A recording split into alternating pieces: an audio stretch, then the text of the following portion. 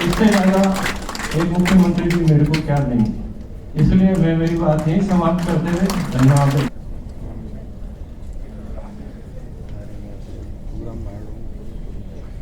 धन्यवाद सर। कार्यक्रम को आगे बढ़ाते हुए मैं डॉक्टर धवन से निवेदन करता हूं कि वे medical care head doctor Dilip Dubey को मंच पर आमंत्रित करूंगा एवं जिसके तहत मेदांता हॉस्पिटल की सुपर स्पेशलिटी सर्विसेज फिजिकल एवं डिजिटल दोनों माध्यम से उपलब्ध होंगी। Medical care service Vyas Medicity को प्राप्त होगी। व्यास मेडिसिटी में 20 बेड का एक सुपर क्रिटिकल केयर आईसीयू बनाया गया है, जिसको वेदांता की क्रिटिकल केयर टीम और व्यास की क्रिटिकल केयर टीम 24 घंटे मॉनिटर करेगी।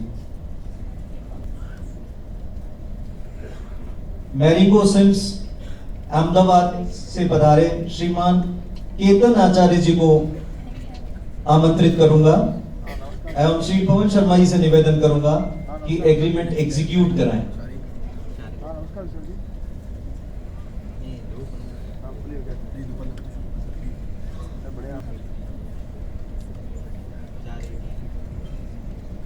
सिम्स अहमदाबाद अक्सर जोधपुर के रोगियों को जाना होता है। अब सिम्स अहमदाबाद की सेवाएं व्यास मेडिसिटी के द्वारा इसी शहर के अंदर उपलब्ध रहा करेंगी। अब मैं इसी श्रृंखला में एचसीजी हॉस्पिटल के कैंसर सेंटर से पधारे हुए श्रीमान रितेश रावत जी से निवेदन करूंगा, हम श्री पवन शर्मा जी से निवेदन करूंगा कि एग्रीमेंट एग्जीक्यूट कराएं।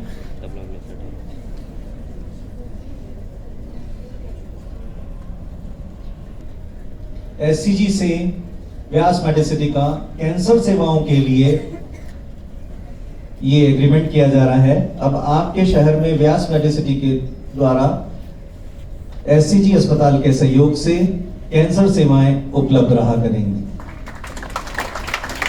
Intel health critical care EIC technology से पधारे हुए श्रीमान कुणाल पटेल को आमंत्रित करूंगा। गुजरात गवर्नमेंट के सरकारी अस्पतालों के आईसीयू को क्रिटिकल केयर ईआईसीयू सिस्टम के थ्रू 180 बेड चला रहे हैं और अब इनका कमांड सेंटर व्यास मेडिसिटी के अंदर स्थापित किया जाएगा, जिसके द्वारा परिधीय क्षेत्र में उपस्थित समस्त छोटे अस्पतालों के अंदर जहां आईसीयू हैं उनको यहीं से कंट्रोल करके प्राइमरी और सेकेंडरी लेवल तक के पेशेंट्स का वहीं गंभीर रोगियों का उपचार संभव होगा। इसी क्रम में मैं अगले एसोसिएट आर्टेम हेल्थ केयर से मिस्टर जयेश रमन को स्पेसिफिक ईसीजी प्लान किया है और व्यास मेडिसिटी के साथ ये एसोसिएशन है। हम विभिन्न छोटे अस्पतालों और डायग्नोस्टिक सेंटर पर निशुल्क ईसीजी मशीन रखेंगे।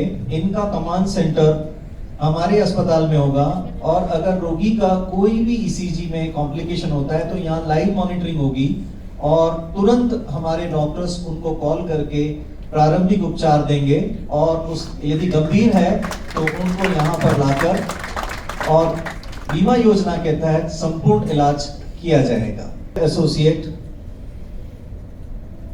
ट्राइको के एजीएम जो कि बैंगलोर से पधारे हैं मिस्टर जी आनंद को मैं आमंत्रित करूंगा। ट्राइको देश में सबसे बड़ी ईसीजी टेली ईसीजी की कंपनी है, जिनमें कई सरकारों के साथ ये लगातार काम कर रही हैं और अब राजस्थान में व्यास मेडिसिटी के साथ समस्त पेरिफेरल छोटे अस्पतालों और डायग्नोस्टिक सेंटर के अंदर हमारी ईसीजीज वहां रखी जाएंगी और कमांड सेंटर में एआई के थ्रू, आर्टिफिशियल इंटेलिजेंसी के थ्रू यदि पेशेंट के ईसीजी में कोई कॉम्प्लिकेशन होता है तो तुरंत अलार्मिंग होगा और यहाँ से हमारे कार्डियोलॉजिस्ट तुरंत उस सेंटर को कांटेक्ट करके प्राइमरी मेडिकेशन एडवाइस करेंगे और बीमा योजना के तहत उन रोगियों को हम पिक करके यहाँ पर संपूर्ण कार्डियक इलाज करेंगे व्यास मेडिसिटी का ये ध्येय है कि इंटीरियर तक हृदय रोगी बहुत सारे हैं, लेकिन सही समय पर उनको सही इलाज की उपलब्धता नहीं हो पाती है, और इस माध्यम से हम उन तक सही समय पर सही इलाज पहुंचाकर मृत्यु दर को काफी हद तक कम कर पाएंगे।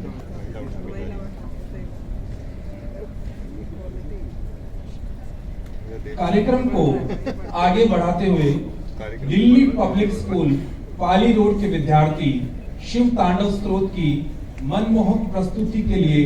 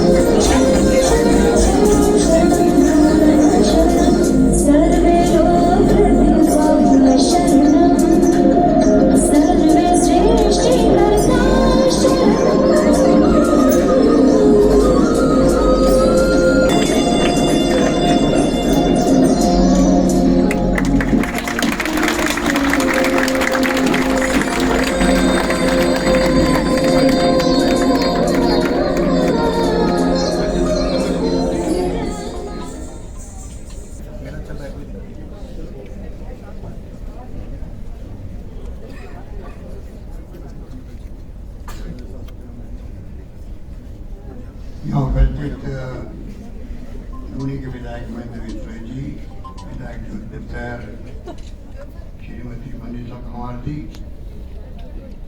जस्टिस गोपाल व्यास जी, राजेंद्र चौधरी जी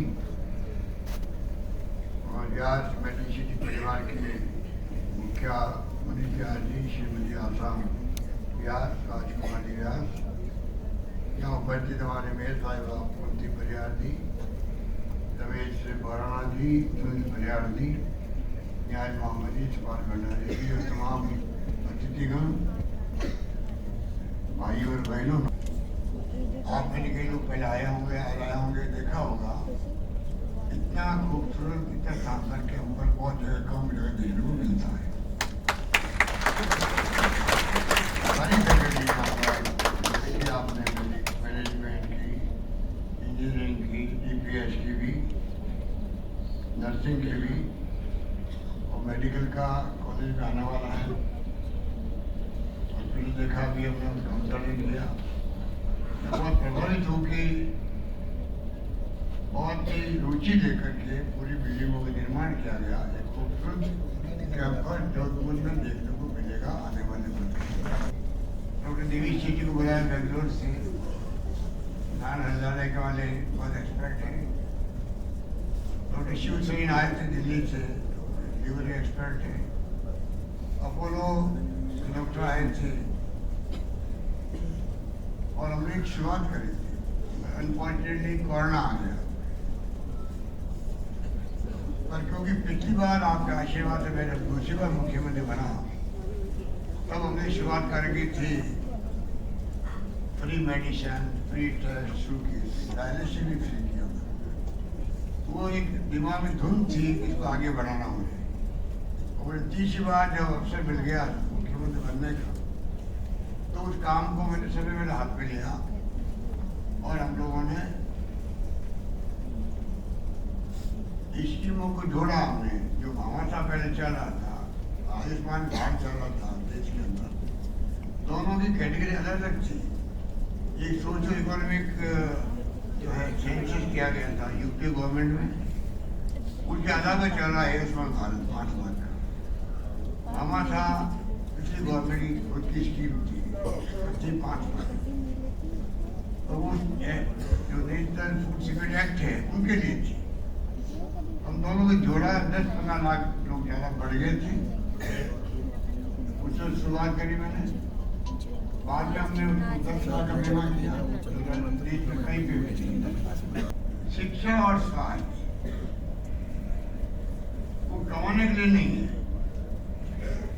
कमाने के लिए नहीं, इसीलिए ट्रस्ट बनाना पड़ता है। सोसाइटी बनती है, पैसा कमाओ तो उसी में लगाओ, ये भावना असली है। वो अलग बात है कि लोग पैसे को और भी जगह उपयोग करते होंगे, पर भावना ये है। तो कम से कम उनको आगे आकर के सरकारी मंशा है सेवा करने की, उनको सेवा करना चाहिए। हमने कहा प्राइवेट कोई बिहार का, यूपी का, मध्य प्रदेश का, पंजाब का, गुजरात का आदमी आ गया, अच्छी नहीं हो गया, तो हम उसको आवेदन शुरू कर देंगे, हम उनके पैसे देंगे, आपके कुछ पैसे के बाहर नहीं। यानी आपको 48 घंटे को रखना अपने नाम, फिर हम शिफ्ट करवा देंगे, उसके घर वाले आ जाएंगे, ले जाएंगे उसको। तो राजस्थान की धरती पे मैं समझता हूँ कोई व्यक्ति बीमार पड़े, राजस्थान के बाहर का, हमारे पुरानी परंपरा, हमारे प्रदेश की, हमारे मारवाड़ की महान परंपरा है, संस्कृति है, हमारी भावना संवेदनशीलता वाली है। तो क्यों नहीं हम एक मैसेज दें पूरे देश को कि राजस्थान को धरती जहाँ पर सबकी सेवा की जाती है। हमने जो कुछ कर सकते थे करने का प्रयास किया। राजस्थान सरकार की भावना है कि शिक्षा हो या स्वास्थ्य सेवाएं हो, अभी 2 सेवाएं दे दें आप पब्लिक को। अभी मैंने प्रधानमंत्री रिक्वेस्ट करी है सोशल सिक्योरिटी के लिए। मैं यहाँ पर 1 करोड़ लोगों को पेंशन दे रहा हूँ, लगभग मर्दों को, विधवाओं को और निसज्जनों को। 9,000 रुपये लग रहे थे पेंशन साल के, अभी मैंने बढ़ा दिए हैं। जिनको 500 रुपये पेंशन मिलती थी विधवाओं को, 750 मिलती थी 55 साल के महिलाओं को, बढ़ा के मैंने सबको एक कम से कम मिनिमम 1,000 मिलेगा कर दिया है। अब बाहर हमारे ऊपर 12,000 करोड़ का है। अब केंद्र से हमने मांग करी है कि आप खाली कुछ 12,000 मेरे 300 करोड़ में देते हो, 10 लाख लोगों के लिए 300 रुपये प्रति देते हैं। वजह इसकी कि मैं उनसे मांग और करूँ, मैंने कहा है कि आप एक काम करो, डॉक्टर मनमोहन सिंह जी ने और सोनिया गांधी जब चेयरपर्सन थी यूपी की, तब हमने कानून बनाया RTI का, right to information, right to education, food security act का, 2 रुपये किलो गेहूँ, 3 रुपये किलो चावल पूरे देश भर में, और नरेगा का, और नरेगा ने बचा लिया पूरे देश को मजदूरों को। हमने कहा एक 5 का कानून बनाओ सोशल सिक्योरिटी का। कल मैं रवीश कुमार को सुन रहा था, रात को वो फ्रांस गया हुआ है, वहाँ एक वहीं का लोकल इंडियन था, उससे वो इंटरव्यू ले रहा था, सोशल सिक्योरिटी पे ले रहा था। मैं 15 दिन से यहाँ महीना पहले बोल रहा हूँ कि प्रधानमंत्री को चाहिए पूरे देश के लिए एक कानून बने, सोशल सिक्योरिटी कानून बनेगा। हम पूरे देश के अंदर जो बुजुर्ग हैं, जो मजदूर हैं, बुढ़ापे के अंदर वो कहाँ जाएगा, विधवाएं हैं, अपंग हैं, एक ही पेंशन सबको मिलेगा देश भर के अंदर, एक ही पेंशन मिलेगी। राज्य सरकारें हिस्सा देगी अपना, कोई दिक्कत नहीं। अभी क्या हो रहा है, हर राज्य सरकारें अपने हिसाब से कम ज्यादा दे रही है, उनको भी जिंदा रहने का हक है उनको। दूसरे मुल्कों में बहुत आगे हमसे वीकली पैसा मिलता है परिवार को, दूर से। और आप अगर वो इंटरव्यू देखेंगे सोशल मीडिया में, पाएंगे कि वहाँ तो अलग तरह का मामला ही है। हमने कई फैसले किए, जोधपुर में आज इतनी संस्थाएं था हिंदुस्तान में, किसी भी शहर में, जो बॉम्बे, चेन्नई, कलकत्ता भी क्यों नहीं हो, एक साथ ऐसी संस्थाएं, जब सब संस्थाएं हो, शायद वो एकमात्र शहर जोधपुर है देश के अंदर। एम्स भी यहाँ पर, IIT भी यहाँ पर, आयुर्वेद यूनिवर्सिटी यहाँ बनी, 15-20 साल लगे। आज देखिए कितना शानदार कैंपस हो गया, पंचकर्मा होना लगे। कृषि यूनिवर्सिटी, लॉ यूनिवर्सिटी, क्या नहीं है यहाँ पर, सब कुछ मिल गया आपको। एक नया हॉस्पिटल बन रहा है शानदार। अभी हमने प्लेनेटोरियम का घोषणा करी, मैंने हमने पढ़ा होगा अखबार के अंदर। और तो मेडिकल यूनिवर्सिटी जैसे RUHS जयपुर में है, Rajasthan university of medical sciences, उसी ढंग से जोधपुर में मारवाड़ के नाम से बने नई मेडिकल कॉलेज यूनिवर्सिटी के रूप में Rajasthan Marwar university of health services Jaipur के पैटर्न में हम चाहते हैं यहाँ बने। तो आप पूछ सकते हो कि रूप में विश्वविद्यालय दिया गया आपको नया, अभी पिछली बार मैंने दिया था इंजीनियरिंग कॉलेज को विश्वविद्यालय दिया है, 55 में रिफाइनरी आ रही है, तो वहाँ पे पेट्रोलियम के आधार पर बच्चे यहाँ तैयार हो यूनिवर्सिटी का, वो दिया गया। अभी दिव्यांगों के लिए, दिव्यांगों के लिए हमने यूनिवर्सिटी का अनाउंसमेंट किया। तो कहने का मतलब ये है कि जोधपुर की धरती भी ऐसी है जहाँ पर हमेशा समाज सेवा में लोग अग्रणी रहते हैं। ये जो संस्थान मैंने देखी है, आज मेडिसिटी बनती जा रही है, जैसे डॉक्टर त्रियान ने बनाया है मेडिसिटी उसी ढंग से, और मेरी शुभकामनाएं भी और मेरा आशीर्वाद भी उम्र कम ये आपके साथ है। और जिसने जो कहानी बताई अपनी, लोग जेल चले गए थे, तो पहले आपको मालूम है कि हमारे बच्चे यहाँ से पूना जाते थे पढ़ने के लिए, मुंबई जाते थे, कर्नाटक जाते थे, यहाँ पर नागपुर जाते थे, यहाँ पर प्राइवेट सेक्टर की कॉलेज खुल नहीं सकती थी। जब पहली बार मैं लगभग 25 साल पहले बना मुख्यमंत्री, तो पहली बार मैंने अलाउ किया है प्राइवेट सेक्टर को। उसके बाद मैंने प्रयास करा था कि कैसे हमने मेडिकल कॉलेज या नर्सिंग कॉलेज, इंजीनियरिंग कॉलेज, ये सब कॉलेज खुलने शुरू हुई थी उस वक्त। और इन्होंने जैसे बताया, इन्होंने कॉलेज ले ली, और आपने नहीं ली, कोई मेडिकल कॉलेज बनाए, किसी ने और कुछ किया, और सरकार बदल गई, उनको जेल में डाल दिए। तो मनीष बड़ा चालाक था, ये जेल में नहीं गया। जेल नहीं जाओ तो अलग बात है, अच्छी बात है। तो सबसे बड़ी बात जो मैं कहना चाहता हूँ, ये कहना भूल गया, उस वक्त जो इनकी संघर्ष समिति बनी थी, या कोई नाम ऐसा लगा था, जो पहले बना था वो बेचारा जेल चला गया। ये घबराया नहीं, वो जिम्मेवारी इसने खुद ने ली, वो जिम्मेवारी ये जिम्मेवारी, और पूरा अभियान चलाया अंडरग्राउंड रह करके, उन सबको भी छुड़वाया और खुद ही बाहर आ, जेल के बाहर आ। कहने का मतलब यह है कि देखिए, एक आदमी संघर्ष करता है, वो कहाँ का कहाँ पहुँचता है। आज ये कैंपर दे के किसको गर्व नहीं होगा, बता दीजिए मुझे, किसको गर्व नहीं होगा। जोरदार ताली बजा के इसको।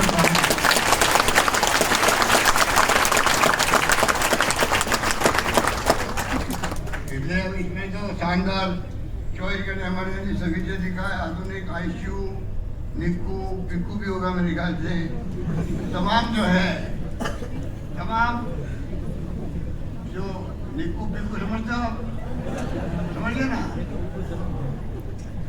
छोटे बच्चों के लिए पैदा होते बच्चे जो है उनके लिए आईसीयू सब यहाँ पर होगा। शानदार आधुनिक अस्पताल है ये, और शानदार बिल्डिंग भी शानदार है। मैंने पूछा आगे डेट कौन था, क्योंकि मैंने जाता रहता हूँ, हिंदुस्तान भर में गया हूँ जिंदगी में, ऐसा संस्थान की बिल्डिंग मैंने बहुत कम जगह देखी है जो यहाँ बनाई है अस्पताल।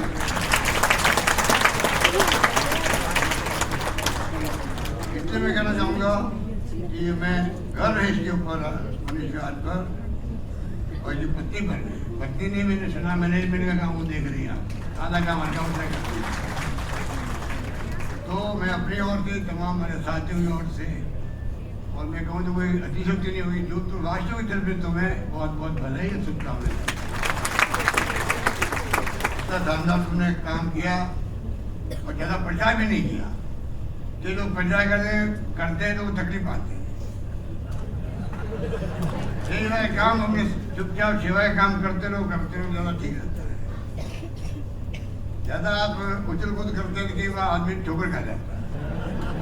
ये चुपचाप काम करता करता देखिए कितना बड़ा कैंपस इसने खड़ा कर दिया, बीपीएस स्कूल भी लेके आ गया, और मेडिकल कॉलेज भी उम्मीद करते जल्दी शुरू हो जाएगी, और यूनिवर्सिटी का बिल हमने पास कर दिया था। गवर्नर साहब ने हुक्म रखा है, और फिर फिर हमारे बाद में देखते हैं आगे क्या होता है। तो यहाँ यूनिवर्सिटी बन जाएगी। तो लंबी बात तो मैं कहने का आवश्यकता नहीं है। मुझे आज आने का अवसर मिला, इसके लिए मैं तमाम संस्थान के, राजस्थान विकास संस्थान नाम है इनके पूरे में इन तमाम इनके परिवार के तमाम सदस्यों को बहुत बहुत बधाई देता हूँ और मेरी शुभकामनाएं देता हूँ और अपनी बात समाप्त करता हूँ। धन्यवाद। जय।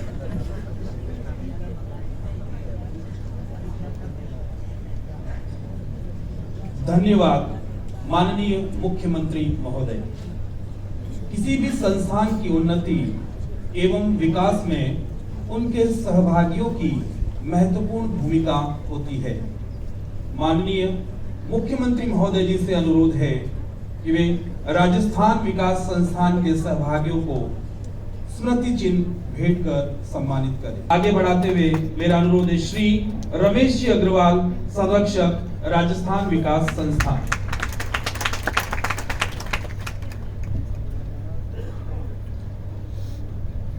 श्री ओम प्रकाश जी सोनी, संरक्षक, Rajasthan Vikas Sansthan.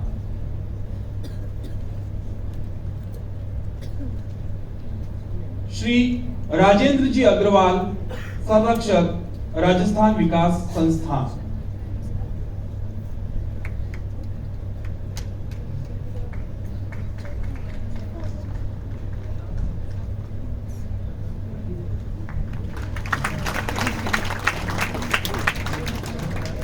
Shri Pawan ji Sharma, chief finance officer.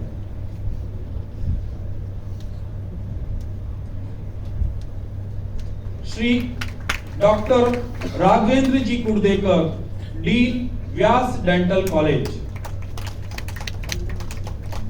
Shrimati Niharika ji Chopra, प्राचार्य, Delhi public school.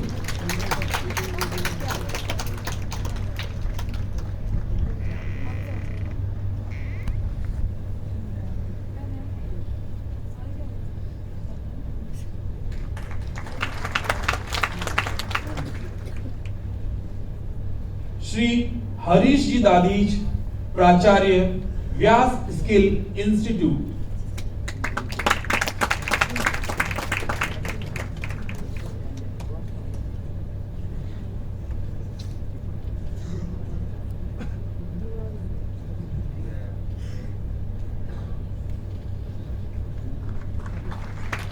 Shrimati Shalini Mehta, chief accountant officer.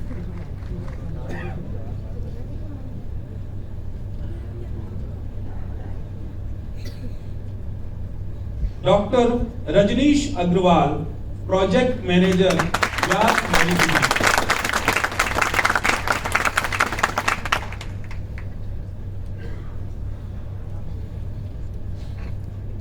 Shri Jay Mehra, contractor.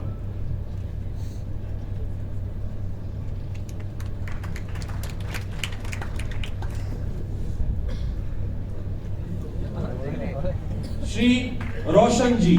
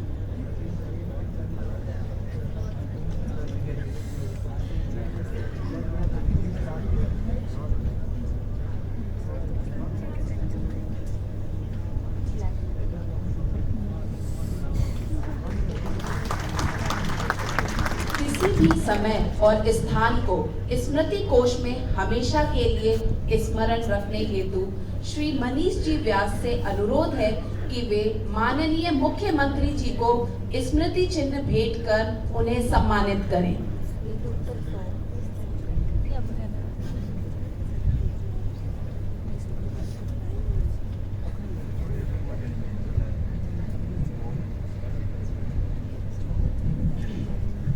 इसी श्रृंखला में श्री राजकुमार जी व्यास से अनुरोध है कि वे विधानसभा क्षेत्र लूणी के विधायक श्री महेंद्र जी बिश्नोई को स्मृति चिन्ह भेंट कर सम्मानित करें।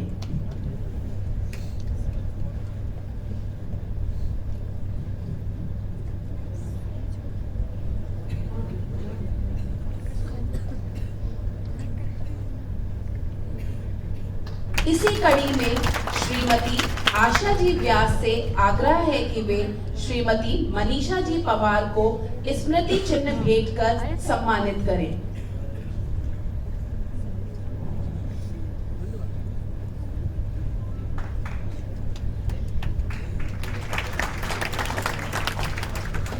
इसी क्रम में श्री मनीष जी व्यास से अनुरोध है कि वे जस्टिस श्री गोपाल कृष्ण जी व्यास को स्मृति चिन्ह भेंट कर सम्मानित करें।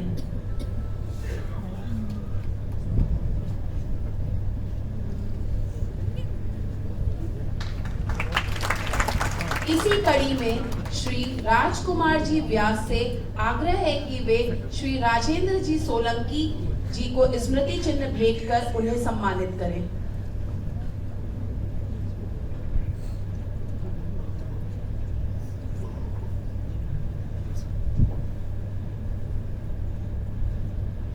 इसी कड़ी में श्रीमती आशा जी व्यास से अनुरोध है कि वे श्री न्याज जी मोहम्मद को स्मृति चिन्ह भेंट कर उन्हें सम्मानित करें।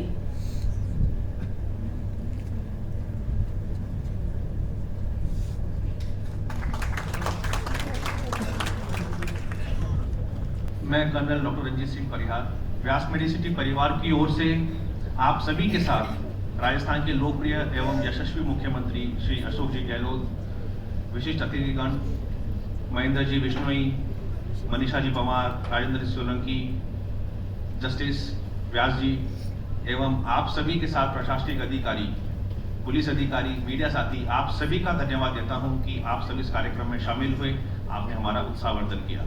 आशा करता हूं आगे भी हमें इसी तरह से आप लोगों का स्नेह, सहयोग व मार्गदर्शन मिलता रहेगा।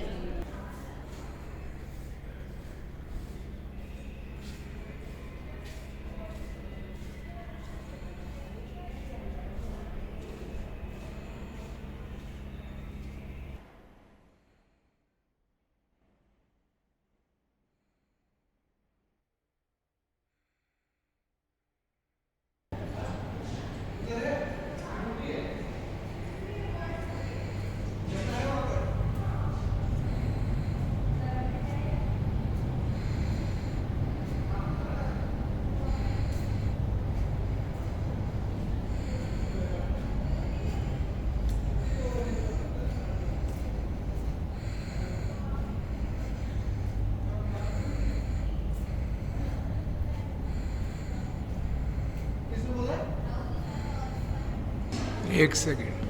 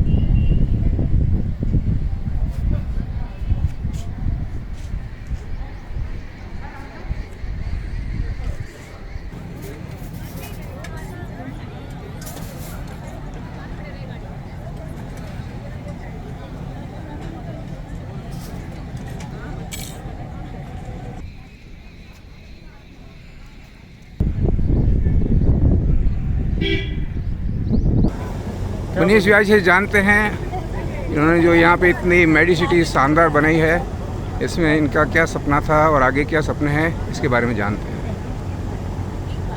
अभी हमने शुरुआत की है मेडिसिटी की 350 बेडेड हॉस्पिटल से।